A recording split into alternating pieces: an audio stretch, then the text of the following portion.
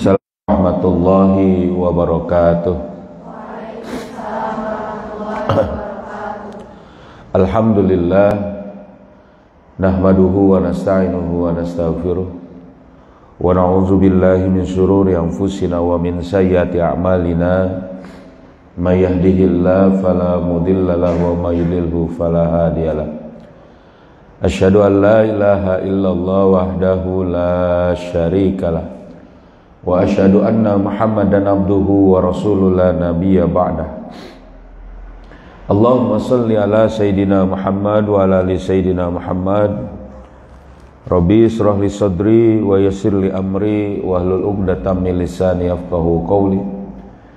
Subhanaka la ilma lana illa ma 'allamtana innaka antal alimul hakim. Amma ba'du. Alhamdulillah, segala puji hanya bagi Allah.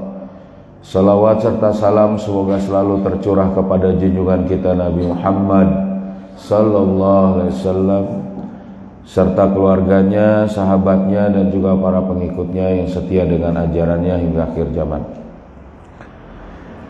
Alhamdulillah, anak-anakku sekalian dan para asatizah yang dirahmati Allah, kita lanjutkan kembali kajian negeri-negeri muslim yang terjajah. Kita masih membahas tentang Kashmir, ya, dan juga bagaimana campur tangan Amerika pada pekan-pekan lalu, ya, bagaimana kita jelaskan campur tangan Amerika yang kemudian ingin menambah dominasinya di kawasan Asia Tengah itu.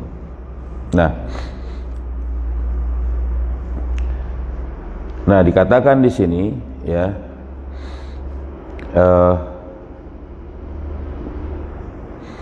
jadi campur tangan Amerika itu menempatkan India, ya, ingin menempatkan India sebagai pemimpin dari untuk kawasan Asia Selatan ini. Dikatakan di sini, sementara itu persoalan Kashmir semakin memberatkan India yang diumpamakan sebagai duri dalam lambungnya. Ini dijadikan tumpuan oleh Amerika, ya, dengan membuat rencana memanfaatkan duri India tersebut agar India dapat melayani, ya, semua kepentingan Amerika, ya, sejak berakhirnya upaya pengendalian terhadap Cina di wilayah tersebut. Jadi memang Amerika menggunakan India untuk bisa melayani kepentingannya. Kepentingan apa? Kepentingan kapitalisme, kepentingan dominasi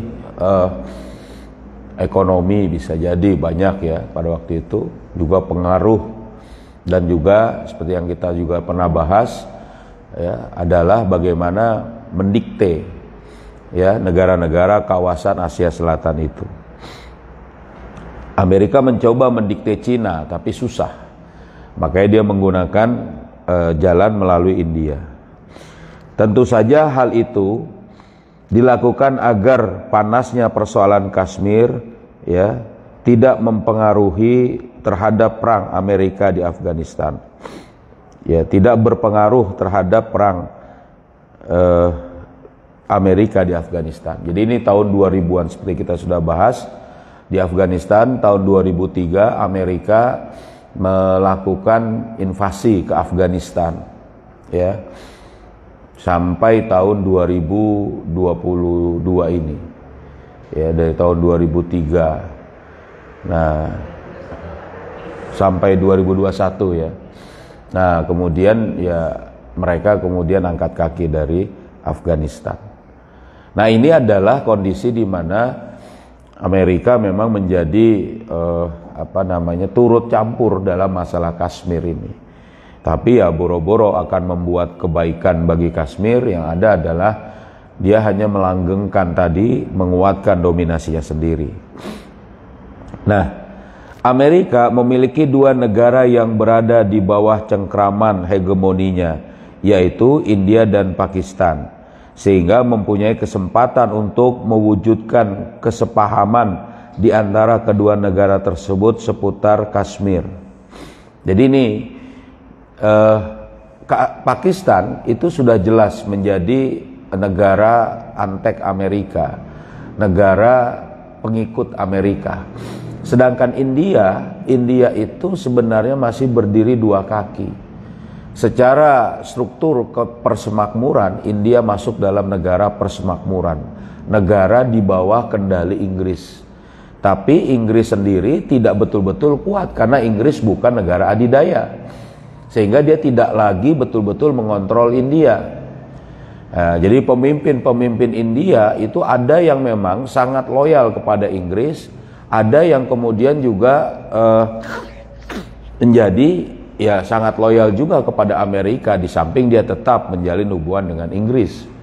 Nah, pada masa tahun 2000-an ini ya, India berdiri dua kaki itu. Jadi seolah-olah dia loyal, kepalanya bahkan mungkin kepada Amerika, tapi kakinya di Inggris. Itu bisa seperti itu. Jadi memang di mana kepentingan itu ada. Tapi intinya mereka dalam cengkraman Amerika, mereka mengikuti apa yang digariskan oleh Amerika. Ini yang kita bahas di sini. Nah, lalu Amerika itu punya kepentingan. Dua anak buah saya ini damai sajalah, nah, kira-kira gitu. Tapi damai ini berdasarkan kepentingan mereka, kepentingan Amerika, bukan untuk Kashmir itu sendiri. Nah, makanya dikatakan di sini, dalam pandangan Amerika, upaya penyelesaian persoalan tersebut telah mengalami perubahan. Pada awalnya Amerika ingin menuntaskan persoalan, namun saat ini Amerika mendorong kedua kubu untuk menyelesaikannya sendiri dalam bentuk perundingan bilateral. Amerika menganggap bahwa solusi saat ini harus mencakup pembagian Kashmir, yaitu bagian Kashmir yang tengah bergolak diberikan kepada Pakistan, ya, dan Kashmir yang berada di bawah kekuasaan India diserahkan kepada India. Wilayah-wilayah Kashmir yang mayoritas penduduk Muslim dan diduduki India dijadikan sebagai wilayah pemerintahan otonom yang disertakan dengan wilayah lainnya di bawah pengawasan pemerintahan India. Walaupun Musharraf waktu itu ya presiden Pakistan dan juga Vajpayee perdana menteri India ya sebelum pemilu ya waktu itu pemilu India terakhir keduanya berada dalam genggaman Amerika, tetapi tetap saja ditemukan sejumlah ganjalan dalam rencana pembagian tersebut. Ganjalan-ganjalan tersebut terwakili dalam unsur-unsur yang ada di dalam militer Pakistan maupun unsur-unsur Hindu radikal. Peristiwa 11 September 2001 mendorong Amerika untuk menghadapi dan menghilangkan berbagai ganjalan tersebut. Itu dilakukan dengan cara memaksa Pakistan membuat sejumlah kompromi atas masalah Kashmir. Konsekuensinya, Pakistan meminta beberapa imbalan, antara lain menuntut kubu Vajpayee agar melakukan tekanan terhadap kelompok Hindu radikal. Nah, ini dia. Jadi mereka pun sebenarnya berpecah belah. Itu yang kata Allah, tasabuhum jami'a wa qulubuhum satta. Jadi mereka seolah-olah bersatu, padahal hati-hati mereka itu ya berpecah belah. Ya, jadi sebenarnya mereka berpecah belah. Di India sekalipun, ya walaupun betul-betul dominasi Inggris, dia masih bisa untuk kemudian mengikuti Amerika. Tapi golongan Hindu radikal, ya pada waktu itu, ya tidak menerima. Termasuk di Pakistan, yang betul-betul bentukan Amerika, ya, tapi di kalangan militernya masih dalam, ya tadi tidak sepakat dengan Amerika. Nah, aksi-aksi yang ditempuh Pakistan mencakup menarik dukungan terhadap kelompok-kelompok jihad, menutup kamp-kamp pelatihan militer, mengurangi keberadaan militer Pakistan di dekat garis perbatasan, dan menghentikan dukungan apapun, ya, terhadap kaum muslimin Kashmir. Terakhir, posisi Parvez Musharraf sebagai kaki tangan Amerika, ya, yang paling besar di situ dan musuh kaum muslimin paling utama di wilayah tersebut, tetap tidak berubah seperti yang telah kami sampaikan sebelumnya. Hingga saat kunjungan ke Amerika, dia menyatakan kesepakatannya terhadap peta jalan damai untuk menyelesaikan persoalan Kashmir dengan mengikuti peta jalan damai yang diterapkan di Timur Tengah, yang mengantarkan pada proses perundingan langsung, ya, dengan India seputar penyelesaian yang diajukan oleh Amerika. Dia juga menyatakan akan melawan para pejuang muslim atau kelompok-kelompok yang berperang di Kashmir dan terhadap berbagai gerakan serta partai politik Islam yang ada di Pakistan. Jadi bukannya malah benar membela rakyat Pakistan, membela rakyat Kashmir, tapi malah membuat tambah runyam itu, ya, karena berdasarkan kepentingan mereka.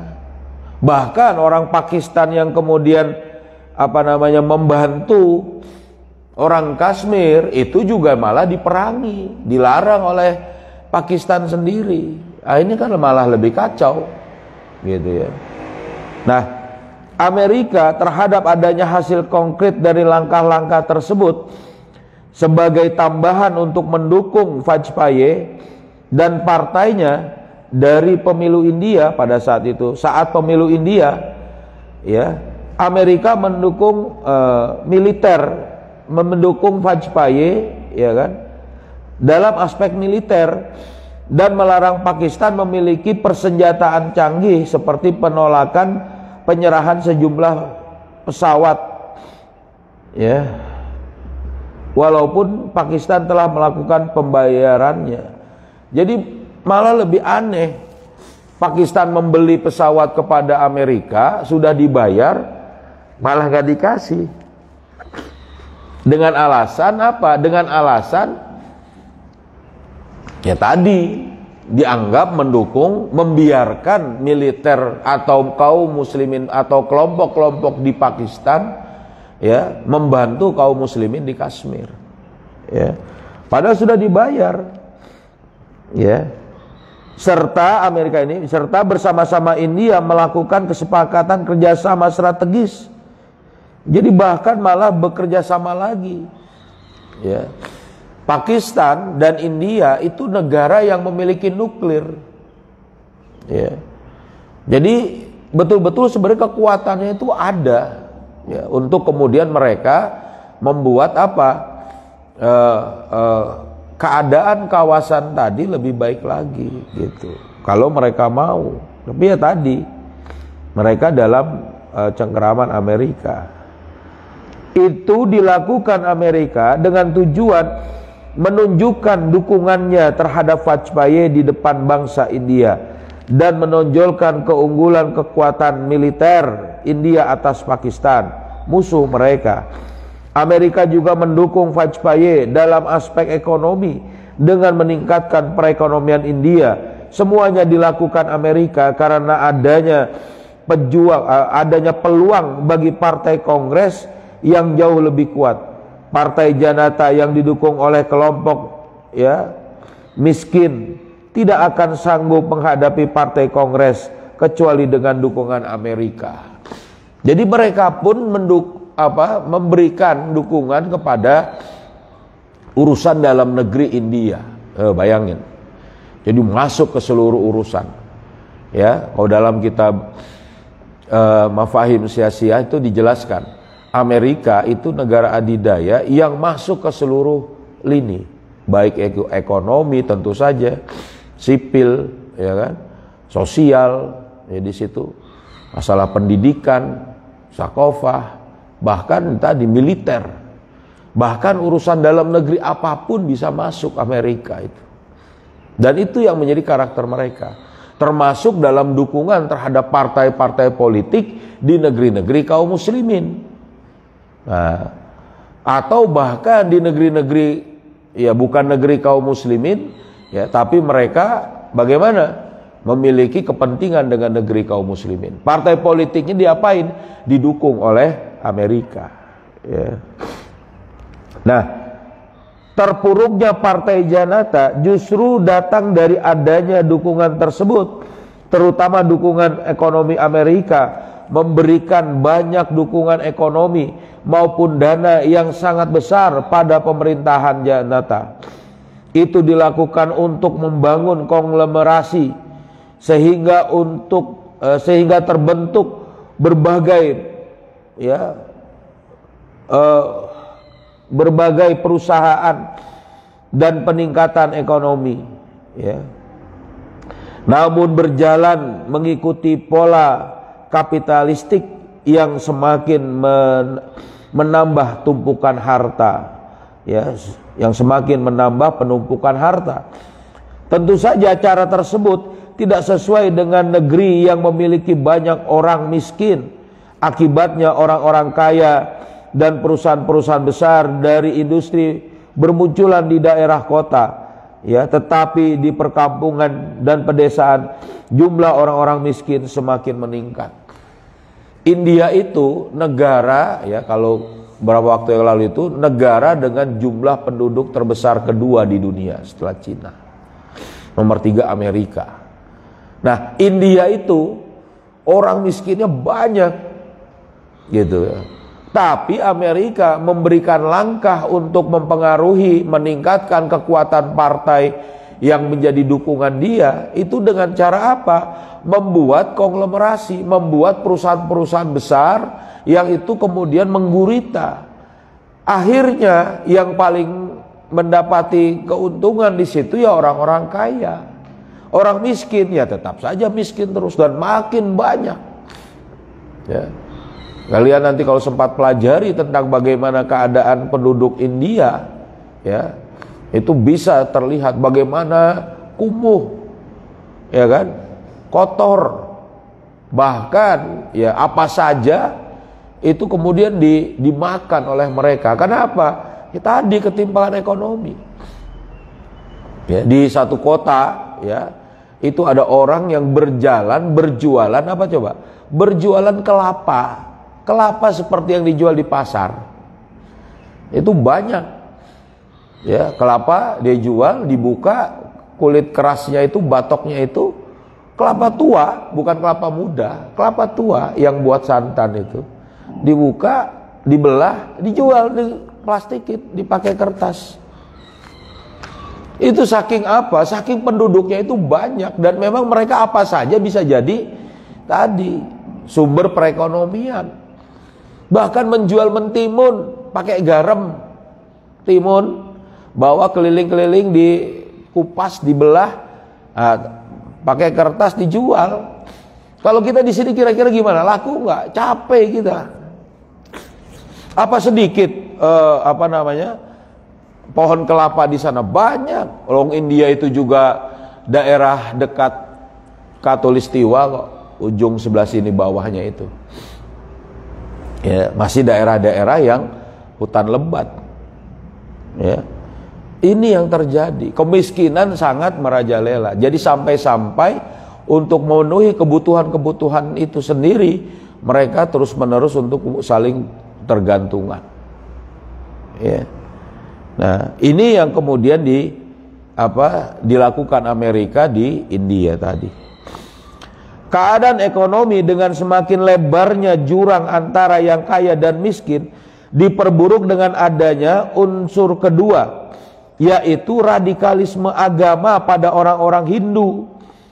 Mereka melakukan penindasan terhadap kaum muslim, penghancuran masjid-masjid, bahkan mempersempit ruang gerak kelompok-kelompok lainnya. Jadi radikalis Hindu ini itu luar biasa juga di India. Mereka tuh kalau misalnya mikir ini ada masjid, dia pengen ambil itu atas nama apa saja, dihancurkan itu masjid, diambil.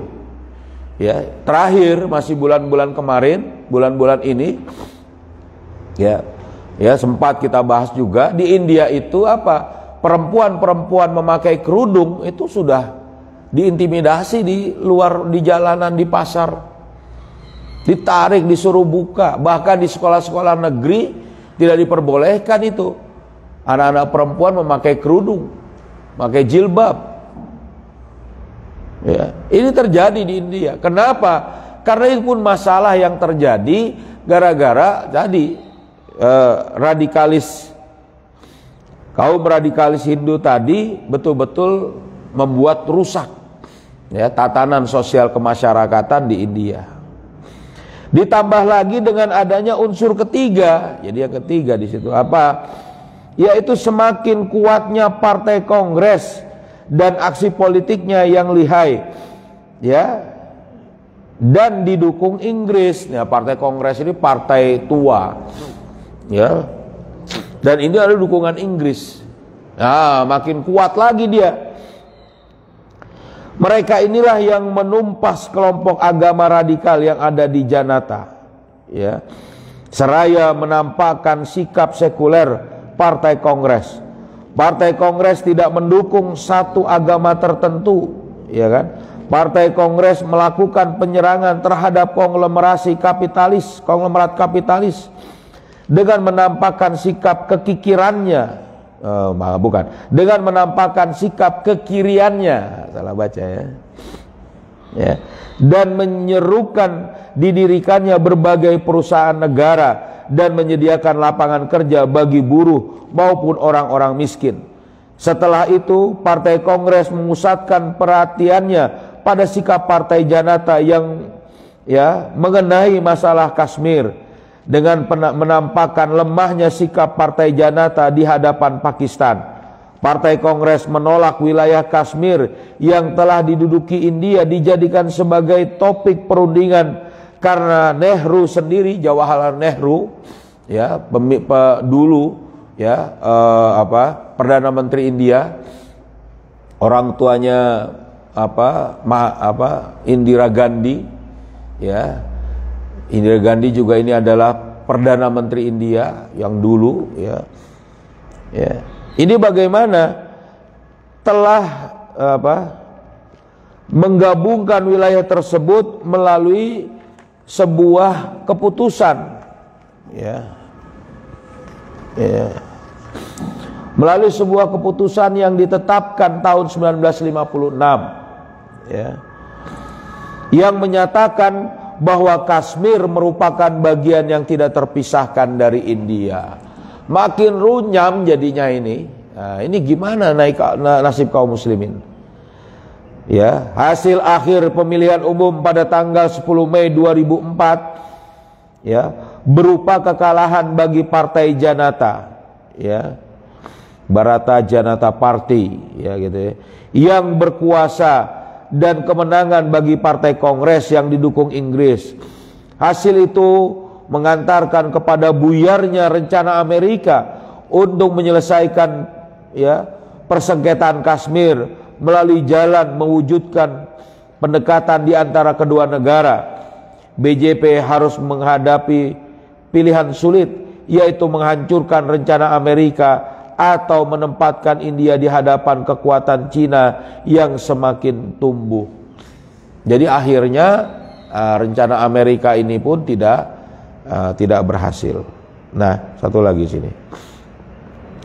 Kemenangan Partai Kongres berarti India akan memperkuat cengkramannya terhadap Kashmir dibandingkan BJP.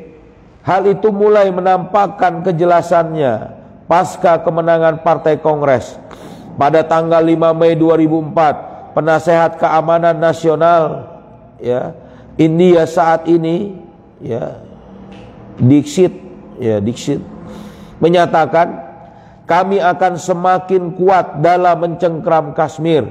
Dunia tidak akan memiliki kesempatan sedikit pun untuk melakukan perampasan terhadap wilayah India di Jammu dan Kashmir. Yang masih mungkin dilakukan adalah koreksi yang sama terhadap keseluruhan rencana pemisahan. Nah, jadi akhirnya mentah lagi, ya, dalam artian ya kembali kepada kondisi-kondisi awal. Yang susah, yang kasihan siapa? orang Kashmir, rakyat Kashmir. Nah, ya kan? Pada tanggal 23 Mei 2004, ya, Menteri Urusan Luar Negeri India, Natwar Singh, menyatakan bahwa dasar hubungan antara Pakistan dan India adalah kesepakatan, ya, Simla, ya, pada tahun 1972 beserta kesepakatan ya maupun konsep lainnya di antara kedua negara. Pada tanggal 24 Mei 2004 Presiden Musharraf, ya, bereaksi dengan pernyataan Natwar dengan ucapan, apabila dia, maksud Natwar ini, tidak bisa membuat keputusan atas kondisi status quo, ya, status tetap yang ada pada saat itu, ya, atau kondisi tidak bergerak, maka biarkan saya yang menggantikannya. Hal itu bukanlah penyelesaian. Apabila rencana pemisahan tetap akan dilakukan, berarti urusannya selesai, dan itu pun bukan sebuah penyelesaian. Apabila dia menganggap itu cukup dengan kesepakatan Simla, maka kita tidak sepakat dengannya. Oh, jadi nggak mau lagi. Ini yang terjadi, nah, sekali. Jadi akhirnya jadi bulan-bulanan dari orang-orang, ya, jadi tempat pembulian orang-orang itu India dan Pakistan. Kashmirnya tetap dalam keadaan miskin, susah, ya. Jadi Kashmir itu kalau datang musim dingin itu luar biasa juga, karena bagian atas itu kadang ada musim dingin yang kemudian menimpa mereka. Nah, jadi itulah bagaimana cengkraman Amerika dan Inggris, ya, terhadap negara-negara di dunia, beberapa negara di dunia yang itu bagaimana menyusahkan kaum muslimin. Daham. Ya, ini pembahasan kita. Ya, yang sedikit-sedikit, ya. Jadi mudah-mudahan nanti bisa kita terus lanjutkan pelan-pelan. Ini masalah tentang masih dengan Kashmir dan negeri kaum muslimin yang juga masih terjajah. Cukup, ya. Nah, ini tambahan sedikit terus, jadi pelan-pelan saja. Bisa diikuti, ya, ya, anak-anak madrasah. Nah, mari kita tutup, ya, dengan membaca surat Al-Asr bersama-sama, ya. Bismillahirrahmanirrahim. Wal asri innal insana lafi khusrin illal ladzina amanu wa amilus solihati wa tawasau bil haqqi wa tawasau bis sabr. Subhanakallahumma wa bihamdika asyhadu an la ilaha illa anta astaghfiruka wa atubu ilaik. Assalamualaikum warahmatullahi wabarakatuh. Ya, salawatan kita, ya. Allahumma salli ala sayyidina Muhammadin tibbil qulubi wa dawaiha wa afiyatil abadani wa shifaiha wa nuril absari wa diyaiha wa ala alihi wa sahbihi wa sallim.